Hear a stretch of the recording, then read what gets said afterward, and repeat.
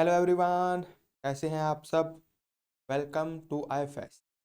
तो इस वीडियो में हम लोग करने वाले हैं आरपीएससी के लिए जो हमारी सेकंड यूनिट है उसके पीवाईक्यूज का डिस्कशन हम लोग करेंगे। आरपीएससी में जो भी प्रीवियस ईयर क्वेश्चन पूछे गए हैं यूनिट 2 से, जो कि हमारी स्टीरियो केमिस्ट्री है, उनका हम लोग डिस्कशन करेंगे।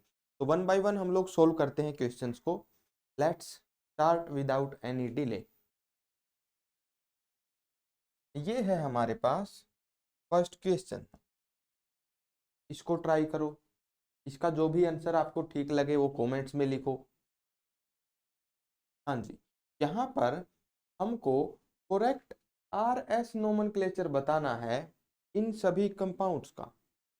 दो कंपाउंड हमको दिए हैं, हमको बताना है कौन सा इनके अंदर आर है, कौन सा एस है। कॉन्फ़िगरेशन निकालनी है, सुपर इजी।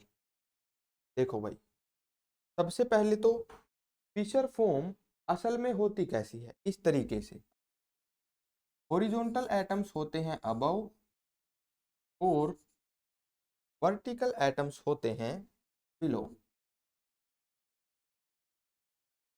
इस तरीके से होती है। अगला स्टेप यहाँ पर होता है नंबरिंग का। नंबरिंग तो भाई हाइड्रोजन की लास्ट आने वाली है, इथाइल की थर्ड। सीआईपी रूल्स के हिसाब से हम लोग नंबरिंग करने वाले हैं। ब्रोमीन का एटॉमिक नंबर सबसे ज्यादा, इसकी फर्स्ट प्रायोरिटी, क्लोरीन की सेकंड। इस हिसाब से हमारे पास प्रायोरिटी हो गई। नेक्स्ट स्टेप हमारे पास क्या होता है भाई, रोटेशन। देखो 1 से 2, 2 से 3, 3 से 1। ये रोटेशन आपको लग रही होगी कुछ कुछ एस के जैसी। रोटेशन देखने का सबका अपना एक अलग तरीका हो सकता है। मैं जिस तरीके से देखता हूं, अल्फाबेट के अंदर से ही हमारे पास रोटेशन निकल के आ जाती है कुछ इस तरीके से। आर की रोटेशन कुछ इस तरह होगी, एस की रोटेशन कुछ इस तरह होगी। इसके लिए बस इंपॉर्टेंट क्या है, fourth priority above the plane हो। यहाँ पर भी fourth priority above the plane ही है। सिंपली ऐसे रोटेशन देखो, एस के जैसी रोटेशन है, तो फर्स्ट मॉलिक्यूल तो हमारा हो जाएगा एस। मतलब सही आंसर जो होगा वो इन्हीं दो ऑप्शन में से होने वाला है। ए और बी में से तो सही ऑप्शन होने वाला नहीं है। सेकंड मॉलिक्यूल को देखते हैं भाई, ये आर होगा या फिर एस होगा, ये हम लोग गैस करते हैं। पहला काम वही, ये वाले दोनों ग्रुप्स अबव हैं और ये ग्रुप्स बिलो हैं। प्रायोरिटीज दो, ब्रोमीन की फर्स्ट, क्लोरीन की सेकंड, कार्बन की थर्ड, हाइड्रोजन की फोर्थ। सीआईपी रूल्स के अकॉर्डिंग हम लोगों ने इनको डिफरेंट प्रायोरिटीज दे दी हैं। अभी रोटेशन देखो, 1 से 2, 2 से 3, 3 से 1। ये हमको लग रही होगी कुछ कुछ एस के जैसी रोटेशन, एस के जैसी हमको ये लग रही है। लेकिन इस बार जो फोर्थ प्रायोरिटी है वो बिलो द प्लेन है। अगर fourth priority below the plane हो गई तो हमें इसको चेंज करना पड़ेगा, ये असल में आर होने वाली है। फोर्थ प्रायोरिटी अगर अबव द प्लेन है तो इनके हिसाब से रोटेशन देख लो, अगर बिलो द प्लेन है तो उसको उल्टा कर दो, तो ये आर हो जाएगा भाई। This one must be R. सही आंसर हमारा हो जाएगा ऑप्शन नंबर 3।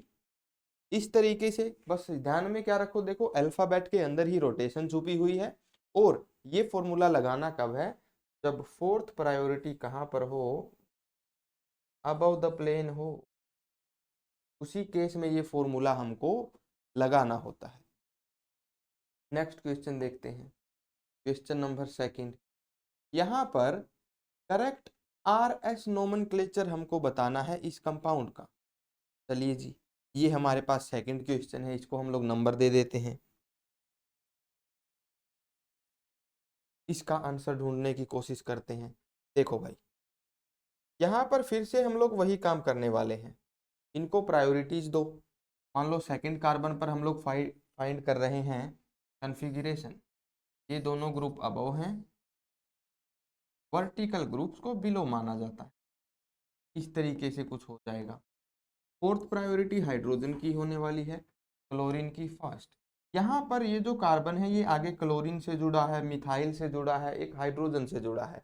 लेकिन ऊपर जो कार्बन है वो बस एक मिथाइल ग्रुप है, वो 3 हाइड्रोजन से जुड़ा है, तो ज्यादा प्रायोरिटी होगी इसकी, मतलब सेकंड प्रायोरिटी।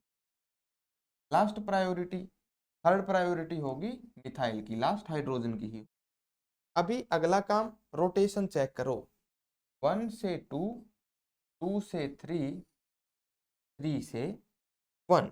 तो ये हमको लग रही है कुछ कुछ एस के जैसी रोटेशन। अब क्या यहाँ पर फोर्थ प्रायोरिटी अबोव है या फिर बिलो है, ये चेक करो। सबसे पहले तो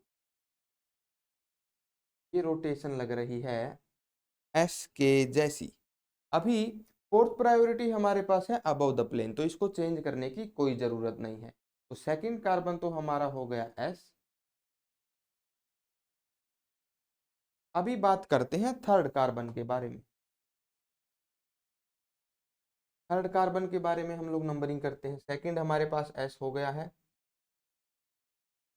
let's find configuration for third carbon. देखो भाई, first priority again chlorine, second priority इस कार्बन की, third priority methyl, fourth priority hydrogen. अगला काम, रोटेशन नोटिस करो। रोटेशन देखो कहाँ पर है, 1 से 2, 2 से 3, 3 से 1। ये रोटेशन हमको लग रही है कुछ आर के जैसी। अभी नेक्स्ट काम, फोर्थ प्रायोरिटी देखो कहाँ पर है, अबव है या फिर बिलो है। देखो हॉरिजॉन्टल पर है, मतलब कि अबव द प्लेन है, तो चेंज करने की कोई जरूरत नहीं, मतलब थर्ड कार्बन हमारा आर ही होगा। Second S, third R, second S, third R. Option number D will be the correct answer. ऐसे हम लोग निकाल सकते हैं कॉन्फ़िगरेशन। ये सारे के सारे प्रीवियस ईयर क्वेश्चंस हैं भाई। कोई 2016 के पेपर में पूछा गया था, कोई 2020 के अंदर पूछा गया था। नेक्स्ट क्वेश्चन देखते हैं। इस मॉलिक्यूल का करेक्ट आईयूपीएसी नेम हमको बताना है। बहुत आसान है। सीआईपी रूल्स के अकॉर्डिंग एल्कीन के अंदर 1 2 नंबरिंग दो और फिर निकाल दो ई और जेड। देखो भाई कैसे फाइंड आउट करेंगे। पहली एल्कीन देखो, हाइड्रोजन को मिलेगी सेकंड प्रायोरिटी, मिथाइल को फर्स्ट। दूसरी तरफ देखो, इस तरफ कार्बन है फर्स्ट प्रायोरिटी, हाइड्रोजन है सेकंड प्रायोरिटी। यहां पर अगर हम लोग देखें तो सेम प्रायोरिटीज एंटी पोजीशन पर हैं, इसीलिए इसको बोला जाता है ई एल्कीन। नेक्स्ट वाली एल्कीन देखो जो फोर्थ कार्बन पर है, हाइड्रोजन को मिलेगी, अच्छा इसको इरेज कर देते हैं पिछले वाली को भाई।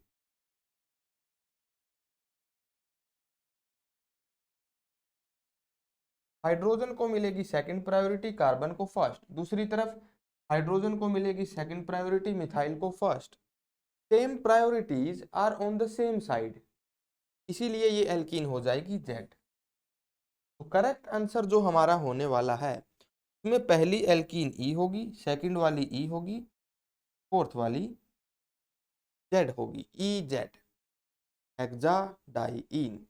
ये हो जाएगा भाई हमारा करेक्ट आंसर।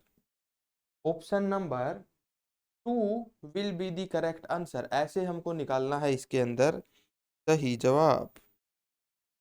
नेक्स्ट मूव करते हैं भाई नेक्स्ट क्वेश्चन के ऊपर।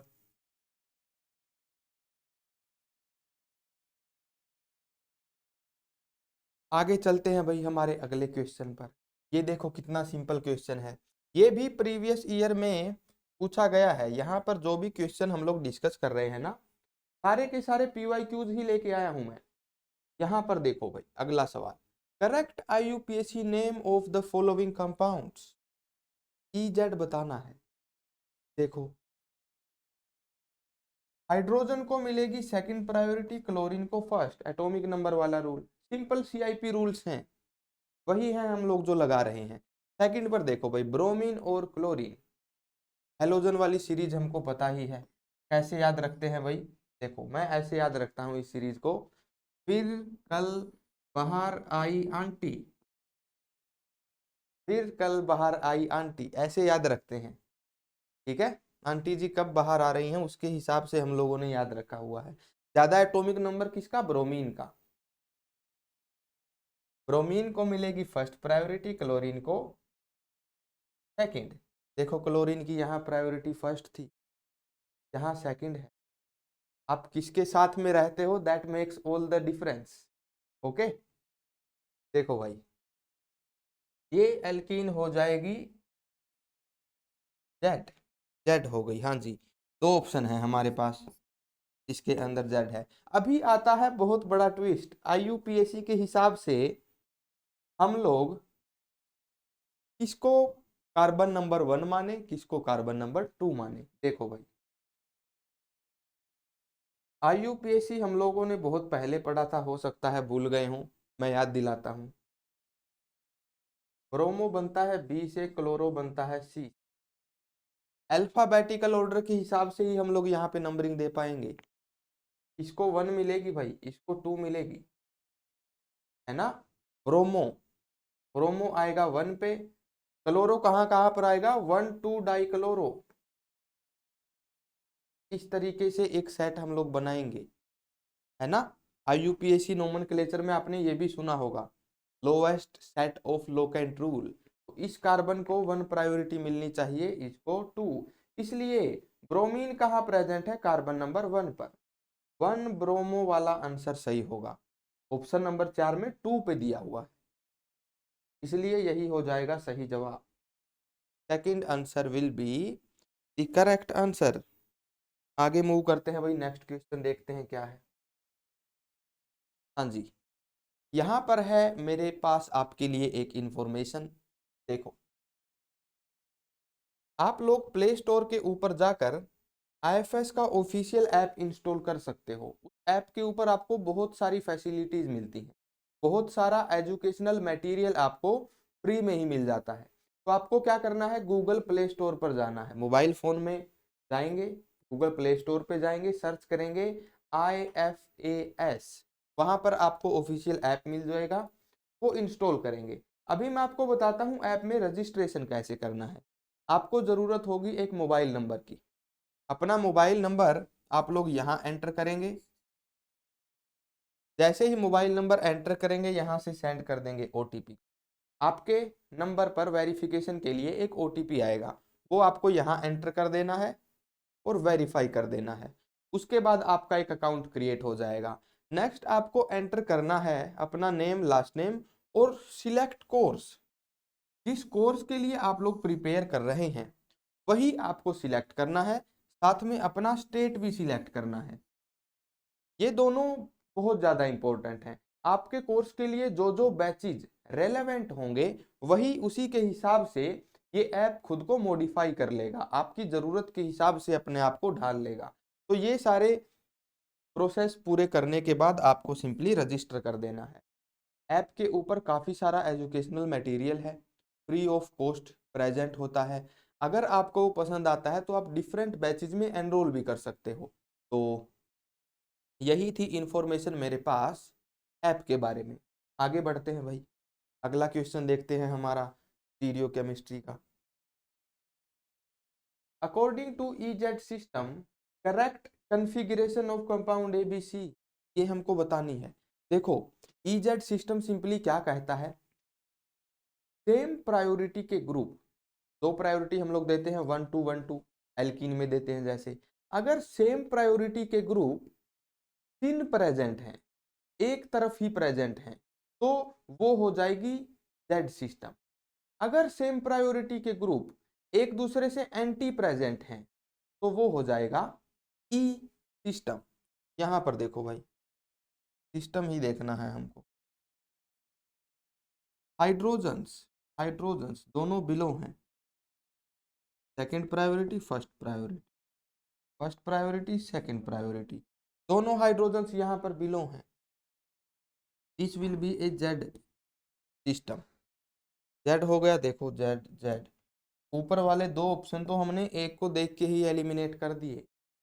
अगला देखो, यहां पर है हाइड्रोजन बिलो, नीचे की तरफ बिलो है और एक्सियल भी है। इस तरफ देखो भाई, ये इक्विटोरियल हो गया, ये अबव हो गया। अबव बिलो हमको देखना होता है, ठीक है। ऑपोजिट साइड हो गए, एंटी हो गए एक दूसरे के। सिमिलरली क्लोरीन भी एंटी है भाई, ये वाला क्लोरीन अबव मिलेगा, इक्विटोरियल है, ये वाला एक्सियल है। अगर ध्यान से देखोगे तो ये बिलो मिलेगा। तो यहाँ पर जो सेम प्रायोरिटीज होंगी, क्लोरीन की फर्स्ट, हाइड्रोजन की सेकंड, क्लोरीन की फर्स्ट, हाइड्रोजन की second, same priorities will be placed at anti positions to each other. इस वजह से ये क्या हो जाएगी भाई, ई हो जाएगी। अगर ये ई हो गई, अच्छा बात नहीं बनी, अभी भी हम लोग आंसर नहीं निकाल पाए, बी वाला तो दोनों में ही ई था, कोई बात नहीं। अगला मॉलिक्यूल देखो, हाँ जी, क्लोरीन की फर्स्ट, हाइड्रोजन की सेकंड एटॉमिक नंबर के हिसाब से, कार्बन की फर्स्ट, ड्यूटेरियम की सेकंड, अगेन एटॉमिक नंबर के हिसाब से। ड्यूटेरियम का एटॉमिक नंबर होता है 1, कार्बन का 6। ये प्रायोरिटीज हो गई भाई। देखो क्या आंसर हुआ, सेम प्रायोरिटीज सेम साइड है। अगर ये क्लोरीन अबोव है, मिथाइल भी अबोव है, दोनों की प्रायोरिटी ही 1 है। हाइड्रोजन और ड्यूटेरियम दोनों की लोअर प्रायोरिटी है, नीचे रखे हुए। ये एल्कीन कैसी हो गई, एल्कीन नहीं है ये मॉलिक्यूल हो गया जेड।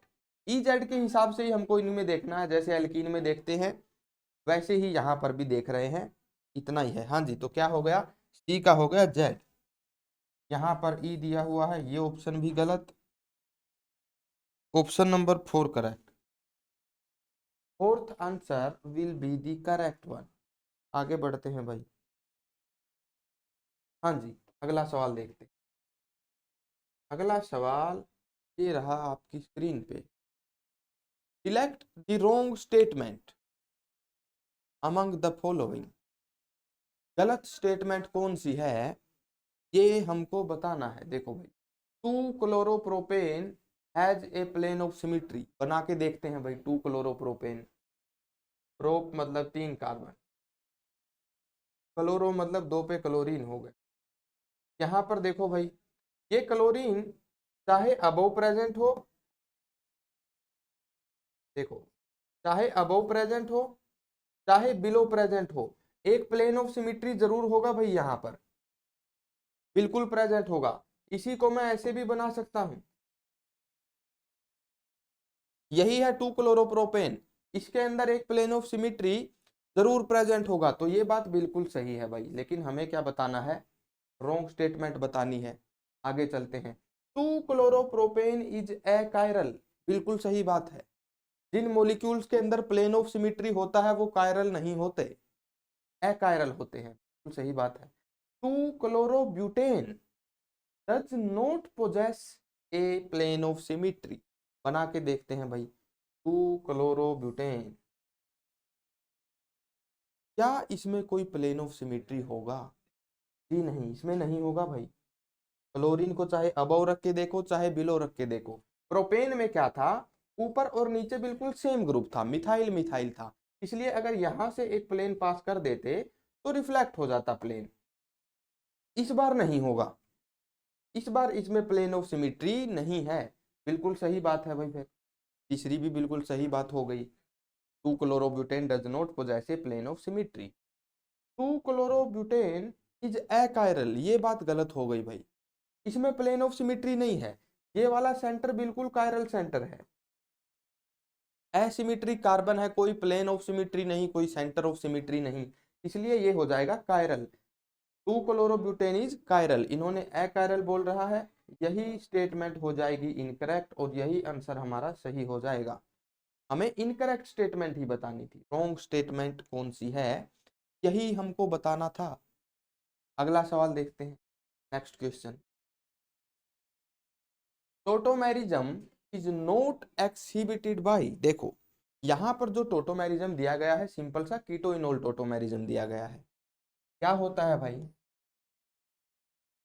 कीटोन में अगर हमारे पास है अल्फा पोजीशन पर कोई सैचुरेटेड कार्बन sp3 कार्बन, तो वहां पर क्या होता है, उसका हाइड्रोजन हो जाता है एसिडिक, उस एसिडिक हाइड्रोजन को पकड़ लेता है ये ऑक्सीजन, इस तरीके से इस H का ट्रांसफर हो जाएगा। क्या बन जाएगा, देखो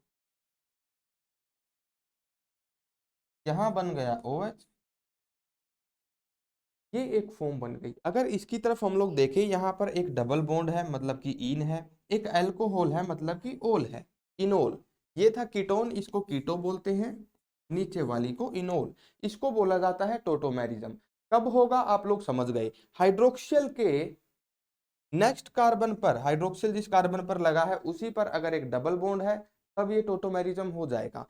अगर कीटोन के अल्फा पोजीशन पर एक सैचुरेटेड कार्बन है तब भी हो जाएगा।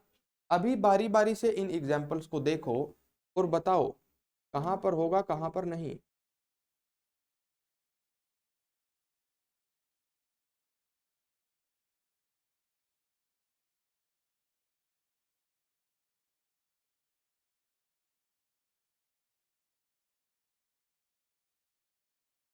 हाँ जी, गैस करो, देखो भाई, देखो देखो, देखते हैं इसको।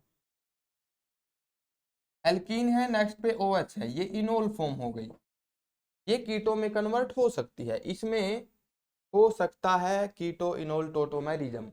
हमें क्या बताना है किसमें नहीं हो सकता, ये हमको बताना है। नेक्स्ट देखते हैं भाई, यहां पर देखो कीटोन तो है लेकिन क्या अल्फा पे कोई सैचुरेटेड कार्बन है? जी नहीं, वहां पर नहीं है भाई, यही है जिसके अंदर नहीं हो पाएगा टोटोमेरिज्म। नेक्स्ट में देखो, कीटोन है, अल्फा पर सैचुरेटेड कार्बन है, कीटोन है, अल्फा वाला कार्बन सैचुरेटेड है, इनके पास हाइड्रोजन है जो कि टोटोमेरिज्म में जा सकते हैं और इनोल फॉर्म बना सकते हैं। इसमें नहीं है, ये भी है, यहाँ पर भी है भाई अल्फा पर सैचुरेटेड कार्बन। जब हाइब्रिडाइजेशन हो जाती है भाई sp2, तब उसका हाइड्रोजन टोटोमेरिज्म में नहीं जा पाता। अगर हम लोग इसको भेज भी दें, पहली बात तो यहाँ पर कार्बन क्या है भाई, sp2 है, कंपैरेटिवली ज्यादा इलेक्ट्रोनेगेटिव है, इसलिए ये हाइड्रोजन उतना ज्यादा एसिडिक ही नहीं रहा। दूसरी बात, अगर मैं यहाँ से टोटोमेरिज्म दिखाता हूँ तो यहाँ पर एक एलीन सिस्टम बन जाएगा, एलीन सिस्टम बन जाएगा इस तरीके से। अगर ये एलीन सिस्टम 6 मेंबर की रिंग में बन रहा है तो बहुत ज्यादा स्ट्रेन पैदा कर देगा, क्योंकि ये बिल्कुल सीधा होता है ऐसे तीनों कार्बन प्लेन में, बहुत ज्यादा स्ट्रेन ले आएगा इस सिस्टम में, तो इस वजह से इसके अंदर नहीं जा पाते हैं टोटोमेरिज्म में hydrogen. This is the correct answer, यही है जो कि टोटोमेरिज्म एग्जिबिट नहीं करने वाला। नेक्स्ट क्वेश्चन देखते हैं भाई, तो यहाँ पर मैं आपको एक और इंफॉर्मेशन देना चाहता हूँ। अगर आप लोग किसी भी एग्जाम की प्रिपरेशन कर रहे हैं तो आप लोग IFS की बिल्कुल बेस्ट क्वालिटी बुक्स को परचेज कर सकते हैं। आपको क्या करना है, वेबसाइट पर जाना है ifsonline.com, www.ifsonline.com। आप लोग अपने पेपर के हिसाब से भी बुक्स परचेज कर सकते हैं। फॉर एग्जाम्पल CSIR नेट और अदर एग्जाम्स की प्रीवियस ईयर क्वेश्चंस की बुक भी वहां पर आपको अवेलेबल मिल जाएंगी, जहां पर आप लोग चैप्टर वाइज प्रिपरेशन कर पाओगे। चैप्टर वाइज कौन से क्वेश्चन पूछे गए हैं किस यूनिट से किस ईयर के पेपर में, सब कुछ आपको डिटेल में मिल जाएगा उनके सॉल्यूशन के साथ। तो आप लोग जरूर से चेकआउट करना, वेबसाइट के ऊपर जाना है ifsonline.com, remember it. Okay, nice book. Next question देखते हैं भाई, Z isomer among the following are. Multiple alkenes हमको दिए हुए हैं, हमें बताना है जेड आइसोमर कौन सा है, जेड एल्कीन कौन सी है। देखो भाई बहुत सिंपल है, बहुत ज्यादा सिंपल है। देखो नंबरिंग देनी है, मिथाइल को फर्स्ट मिलेगी, हाइड्रोजन को सेकंड मिलेगी। यहां पर देखो ये हो गया ब्यूटाइल ग्रुप, ये है प्रोपाइल ग्रुप, नहीं ये है इथाइल ग्रुप, ये है प्रोपाइल ग्रुप, NPR ET। यहां पर कार्बन ज्यादा हैं, इसकी प्रायोरिटी ज्यादा होने वाली है भाई, 1 2, same priorities are on the same side, that first तो हो गया पक्का। अच्छा एक ही ऑप्शन है जिसमें 1 दिया हुआ है, चलिए जी यही सही लग रहा है, हो सकता है ये भी सही हो, है ना, ये दोनों तो डेफिनेटली गलत हो गए। सेकंड वाला देख लेते हैं, सेकंड वाले में क्या आने वाली है हमारी स्टीरियोकेमिस्ट्री। मिथाइल को मिलेगी फर्स्ट प्रायोरिटी, हाइड्रोजन को सेकंड, एटॉमिक नंबर के हिसाब से। यहाँ पर है प्रोपाइल ग्रुप, यहाँ पर इथाइल, इसकी 1 इसकी 2, सेम प्रायोरिटीज इस बार अपोजिट साइड में हो गई भाई, इसलिए ये हो जाएगी ई, मतलब ये जेड नहीं है, इसलिए ऑल ऑफ दीज भी इनकरेक्ट ऑप्शन हो गया। दो से ही हमारी बात बन गई, option number 3 will be correct answer. फिर भी निकाल लेते हैं। थर्ड में देखो, क्लोरीन की प्रायोरिटी 1, हाइड्रोजन की सेकंड। यहाँ पर देखो भाई, ब्रोमीन और क्लोरीन में से ब्रोमीन की फर्स्ट, क्लोरीन की सेकंड, है ना। फिर कल बाहर आई आंटी, ब्रोमीन का एटॉमिक नंबर ज्यादा, प्रायोरिटी 1 होगी, क्लोरीन की 2 होगी। यहाँ पर भी सेम प्रायोरिटी सेम साइड है, जेड एल्कीन हो जाएगी। तो 1 and 3 will be correct answer. Fourth भी देख लेते हैं, फिर भी तसल्ली हो जाएगी थोड़ी। क्लोरीन है फर्स्ट, हाइड्रोजन है सेकंड, ब्रोमीन है फर्स्ट, क्लोरीन है second, same priorities are on the opposite sides, तो ये भी हो जाएगी क्या की। जेड कौन सी हुई, जेड हमसे पूछा है। 1 and 3, option number 3 will be the correct answer. आगे बढ़ते हैं भाई, नेक्स्ट क्वेश्चन हम लोग देखते हैं। अगला सवाल ये रहा,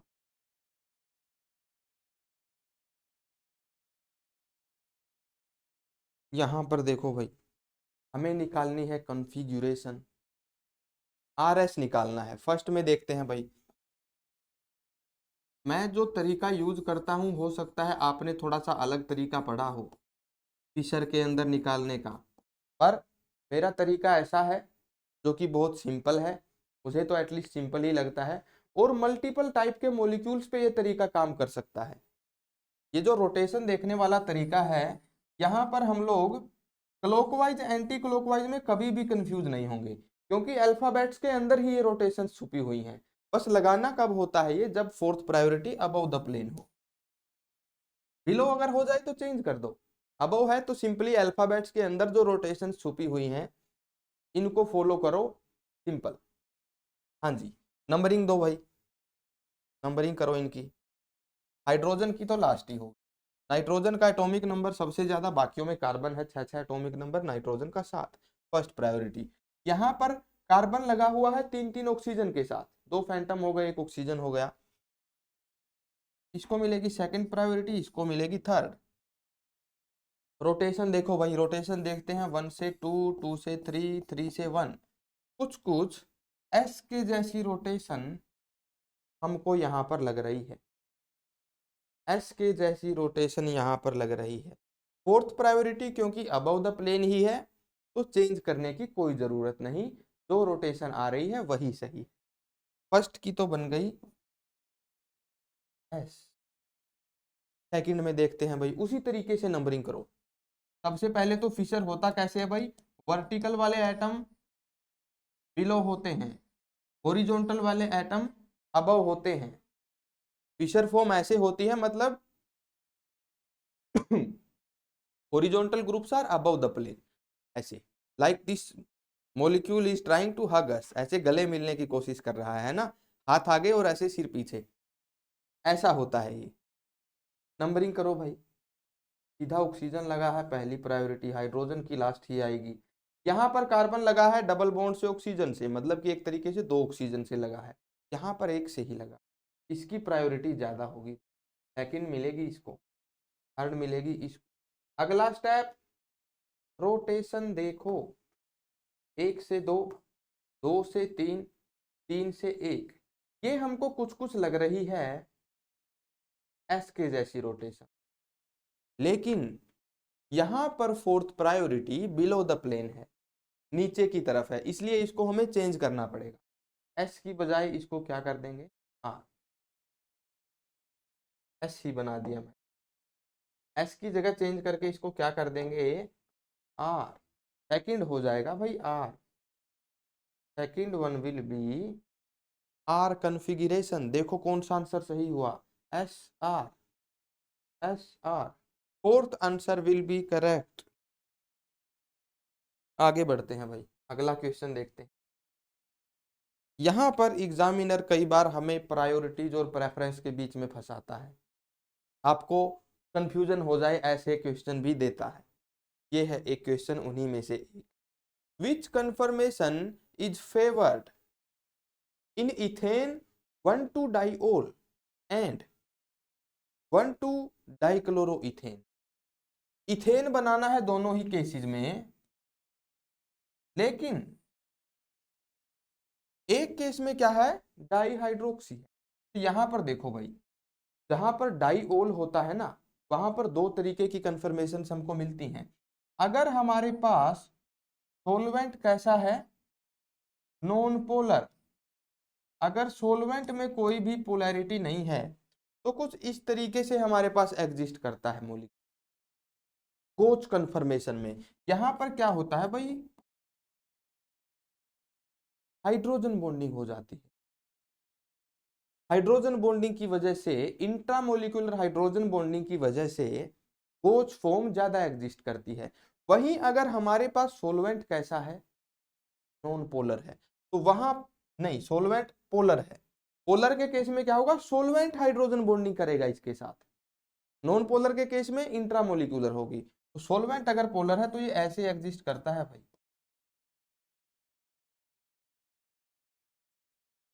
ऐसे। यहां पर सोलवेंट बेटर करेगा इसके साथ में हाइड्रोजन बॉन्डिंग, इस तरह से ऐसे हाइड्रोजन बॉन्डिंग करेगा सोलवेंट। पोलर सोलवेंट के केस में ये स्टैगर्ड फॉर्म में एग्जिस्ट करता है। तो डाई हाइड्रोक्सी के लिए तो दोनों ही आंसर करेक्ट हो सकते हैं। हमें सोलवेंट नहीं दिया हुआ इसलिए बात नहीं बन रही है। या तो ये क्या होगा, गोच होगा या फिर स्टैगर्ड होगा, या तो ये गोच होगा या तो स्टैगर्ड होगा। देखो नहीं निकल रहा है आंसर यहां से, दोनों ही पॉसिबल हैं भाई। डाई क्लोरोइथेन के केस में कोई हाइड्रोजन बॉन्डिंग नहीं हो सकती, यही है जो डिसाइड करेगा अभी। डाई क्लोरो, दो क्लोरीन लगे हुए हैं, कोई हाइड्रोजन बॉन्डिंग नहीं है। हाइड्रोजन बॉन्डिंग नहीं है तो फिर क्या होगा, क्लोरीन के इलेक्ट्रॉन्स में रिपल्सन होगी। स्टैगर्ड कन्फर्मेशन जो होगी उसमें दोनों क्लोरीन्स मैक्सिमम डिस्टेंस पे होंगे, उसमें दोनों क्लोरीन मैक्सिमम डिस्टेंस पे होने वाले हैं भाई। देखो ये बिल्कुल दूर हो गया, ये वाला भी दूर हो गया, तो इनकी इलेक्ट्रॉन डेंसिटीज दूर दूर हो गई, इतना रिपल्सन नहीं कर पाएंगी। इनके केस में रिपल्सन काफी कम हो जाएगा, इसीलिए इस केस में स्टैगर्ड ही मोस्ट स्टेबल होने वाली है। मोस्ट स्टेबल ही पूछा है ना, हाँ। कौन सी कंफर्मेशन फेवर्ड है, मतलब स्टेबल ही पूछ रहे हैं। यहाँ पर स्टैगर्ड ही फेवर्ड होगी भाई। देखो एक ही मॉलिक्यूल के बेसिस पे हम लोग बता पा रहे हैं, है ना। हाइड्रोक्सिल का केस इंपॉर्टेंट था, लेकिन इसमें ध्यान रखना नॉन पोलर सोलवेंट अगर है तो हाइड्रोजन बॉन्डिंग नहीं कर पाएगा, इंट्रामोलिकुलर हाइड्रोजन बॉन्डिंग होगी। पोलर सोलवेंट अगर है तो पोलर सोलवेंट ही हाइड्रोजन बॉन्डिंग करेगा और स्टैगर्ड ज्यादा फेवर्ड होगी। इस केस में यही फेवर्ड होती है। नेक्स्ट देखते हैं भाई, अगला क्वेश्चन देखते हैं। यहां पर हमें बताना है विच conformation gives significant contribution respectively in trans 1,2-dibromocyclohexane and cyclohexane 1,3-diol। Diol के केस में और डाइब्रोमीन के केस में हमें बताना है भाई कौन सा स्टेबल होगा, कौन सा ज्यादा कंट्रीब्यूशन देगा, मतलब वही है। देखो ब्रोमीन्स की अगर हम लोग बात करें भाई, बड़े एटम है, साइज में बड़े हैं, साथ में लोन पेयर भी हैं।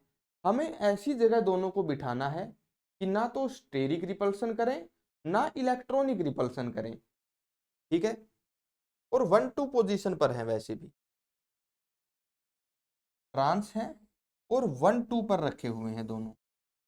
1-2 पोजीशन में मान लेता हूं ये हो गई। ट्रांस है मतलब अगर एक हमने अबव रख दिया दूसरा बिलो रखना पड़ेगा। यहां पर अगर मैं इनको एक्सियल पे रख देता हूं तो ये रिपल्सन करेंगे भाई, हाइड्रोजन्स के साथ कुछ ना कुछ रिपल्सन जरूर करेंगे, क्योंकि साइज में बड़े हैं एटम, इसलिए इक्विटोरियल पर ही रखना पड़ेगा दोनों को। ये दोनों ट्रांस हैं इस वक्त, यहाँ पर हो सकता है आपको ये कंफ्यूजन हो जाए कि सर इनमें हमें लग रहा है कि लोन पेयर रिपल्सन होगी, इसमें नहीं होगी भाई। यहाँ पर आपको हो सकता है दिखने में पास पास लग रहे हो ये एटम, ये बहुत दूर दूर है भाई।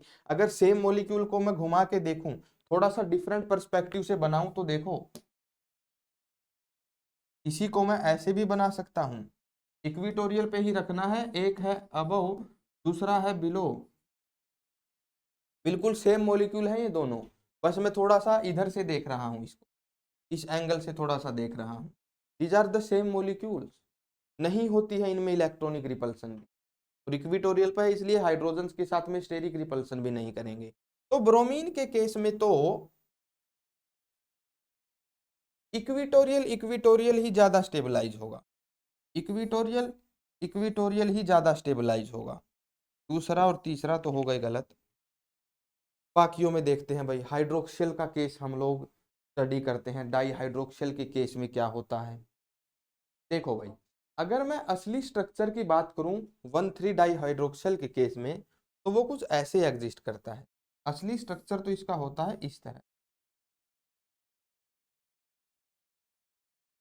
ये बोट फॉर्म में एग्जिस्ट करता है। बोट फॉर्म से असल में क्या हो जाता है, इस तरीके से ये कुछ एग्जिस्ट करने लगता है भाई। अभी ये 1,4 हो गया है ना, हमें बनाना था 1,3। 1,3 का केस डिफरेंट होगा भाई, 1,3 का केस डिफरेंट होगा। तो डाई हाइड्रोक्सी अगर हमें 1,4 पे दिया हुआ है, तो पहली बात बोट फॉर्म ज्यादा स्टेबल हो जाती है, ये काफी इंपॉर्टेंट है, इसको भी ध्यान में रखना। लेकिन अगर 1,3 दिया हुआ है तो देखो क्या होगा,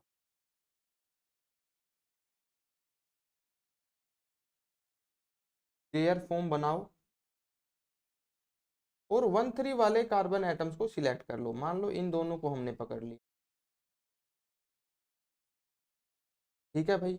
अब बचे हुए ऑप्शंस में हमारे पास देखो क्या है, एक एक्सियल इक्विटोरियल, एक दोनों इक्विटोरियल। अगर मैं एक को रख दूं एक्सियल पे, एक को रख दूं इक्विटोरियल पर, तो हाइड्रोजन बॉन्डिंग यहां पर नहीं हो पाएगी। अगर क्या होता, दोनों एक्सियल पर होते, हमारे पास ऐसा ऑप्शन में होता कि एक्सियल पर हैं, तो थोड़े बहुत चांसेस थे हाइड्रोजन बॉन्डिंग होने के। लेकिन यहाँ पर हाइड्रोजन बॉन्डिंग कंसीडर नहीं की गई है। अगर हाइड्रोजन बॉन्डिंग कंसीडर नहीं की गई है, तो हम लोग कौन सा फैक्टर लगाएंगे, तब हमारे पास एक ही फैक्टर बचेगा, स्टेरिक रिपल्सन और इलेक्ट्रॉनिक रिपल्सन। वो मिनिमम किस में है, वो मिनिमम तभी होगा भाई जब दोनों के दोनों इक्विटोरियल प्रेजेंट होंगे, इक्विटोरियल। यही है जो कि ऑप्शंस के हिसाब से सबसे ज्यादा टेबल बन रहा है। इस तरीके से भी हम लोगों को देखना पड़ सकता है भाई।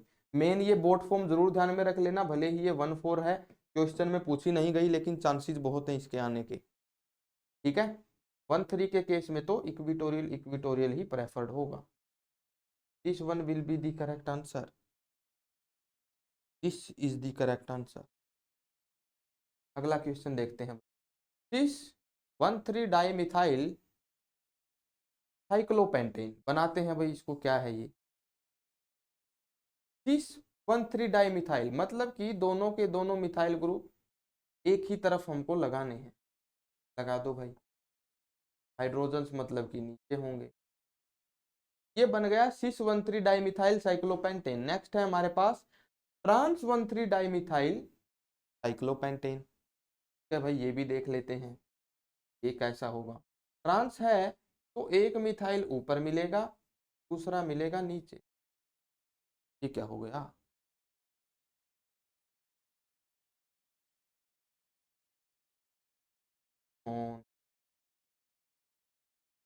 एक सेकंड रुको भाई, दूसरी तरफ ले जाते हैं एक बार इनको। हाँ, अब देखो भाई, ये बन गया हमारे पास ट्रांस 1,3 डाइमिथाइल साइक्लोपेंटेन, हाइड्रोजन्स नीचे होंगे। इन दोनों के बारे में हमें कुछ बताना है। Exist as meso pair of enantiomer, हाँ जी देखो भाई, मीजो क्या होते हैं, कुछ कंपाउंड ऐसे होते हैं जिनके अंदर कायरल सेंटर प्रेजेंट होता है, एक नहीं दो दो प्रेजेंट होता है, लेकिन फिर भी उन मॉलिक्यूल्स के अंदर एक प्लेन ऑफ सिमिट्री या फिर एक सेंटर ऑफ सिमिट्री प्रेजेंट होने की वजह से वो ऑप्टिकली इनएक्टिव हो जाते हैं। भले ही यहां पर दो के दो एसिमेट्रिक सेंटर हैं, लेकिन यहां पर एक प्लेन ऑफ सिमिट्री प्रेजेंट होगा, जिसकी वजह से क्या होगा, ये पूरा मॉलिक्यूल ऑप्टिकली इनएक्टिव हो जाएगा, इसका मिक्सचर ऑप्टिकली इनएक्टिव हो जाएगा। इसका रीजन ये होता है भाई, प्लेन ऑफ सिमिट्री प्रेजेंट है, एक स्टीरियो सेंटर अगर इसको क्लॉकवाइज रोटेट करने की कोशिश कर रहा है लाइट को, दूसरा एंटी क्लॉकवाइज करता है, ऐसा केस कई बार हो जाता है। तो अगर प्लेन ऑफ सिमिट्री प्रेजेंट है तो वहां पर कंपाउंड होता है ऑप्टिकली नॉन एक्टिव। तो इसके अंदर प्रेजेंट है, यहां पर ऐसे कंपाउंड को बोला जाता है मेजो।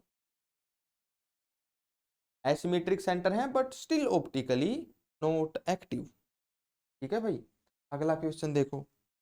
अगले क्वेश्चन में क्या है, यहां पर क्या प्लेन ऑफ सिमिट्री होगा? जी नहीं, नो प्लेन ऑफ सिमिट्री। अगर प्लेन ऑफ सिमिट्री नहीं है तो यहां पर दो इनएंशियोमेरिक पेयर एग्जिस्ट करेंगे भाई। इसमें पहला जो है एग्जिस्ट कर रहा है एज मीजो, दूसरा मीजो नहीं है, इसमें प्लेन ऑफ सिमिट्री नहीं है, सेंटर ऑफ सिमिट्री भी नहीं है भाई इसमें। यहाँ पर मिथाइल को आप लोग सोचो कि हाँ ये रिफ्लेक्ट कर रहे हैं, लेकिन ये कार्बन आगे रिफ्लेक्ट हो रहा है, इस तरफ ये मिथाइल है, इसके आगे मिथाइल नहीं है। सेंटर ऑफ सिमिट्री होने के लिए क्या जरूरी होता है, 180 डिग्री के बॉन्ड एंगल पर सेम डिस्टेंस के ऊपर सेम ग्रुप प्रेजेंट होने चाहिए। 180 डिग्री के बॉन्ड एंगल पर सेम डिस्टेंस के ऊपर सेम ग्रुप प्रेजेंट होने चाहिए, तभी सेंटर ऑफ सिमिट्री होता है। यहाँ ना कोई सेंटर ऑफ सिमिट्री है ना कोई प्लेन ऑफ सिमिट्री, ये मीजो में एग्जिस्ट नहीं करेगा। This will exist as a pair of enantiomers. This will be the correct answer. अगला क्वेश्चन देखते हैं भाई, नेक्स्ट क्वेश्चन में क्या है। हाँ जी, एल्काइन का हमको करवाना है रिडक्शन। दो अलग अलग तरीके दे रखे हैं। पहला दे रखा है कैटालिटिक हाइड्रोजिनेशन, ये होता है एडजॉर्प्शन फिनोमिना के बेसिस पे। मतलब यहां पर होता है हमारा कैटालिटिक सरफेस, इधर होते हैं हाइड्रोजन्स, एडजॉर्ब्ड हैं ये मेटल के सरफेस। अगर यहां पर एक एल्काइन आती है तो बड़ी सीधी सी बात है भाई, दोनों हाइड्रोजन सेम प्लेन पर ही अटैच होंगे, सिस एल्कीन इसमें बनेगी। इसके केस में सिस एल्कीन बनने वाली है, ट्रांस नहीं बनेगी, इसलिए ये गलत ये गलत। हाँ जी, दूसरा देखो, birch reduction, metal dissolved in liquid ammonia, this is birch reduction. इसके अंदर ट्रांस एल्कीन बनती है, क्यों? देखो इस बॉन्ड का होता है होमोलिटिक क्लीवेज और यहां से होता है भाई इलेक्ट्रॉन ट्रांसफर। जब ऐसा होता है तब क्या होता है भाई, ये रेडिकल जो यहां बनेगा और जो नेगेटिव चार्ज यहां बनेगा, इनके बीच में मिनिमम रिपल्सन हो, इसलिए ये एक दूसरे के एंटी पहुंच जाते हैं। तो यहां पर ये ट्रांसफॉर्म ही बनती है, ताकि फ्री रेडिकल का और नेगेटिव चार्ज जो आ रहे हैं दोनों तरफ से जो इलेक्ट्रॉन है ये एंटी प्लेस हो। रिपल्सन को मिनिमाइज करने के लिए यहां पर क्या होता है भाई,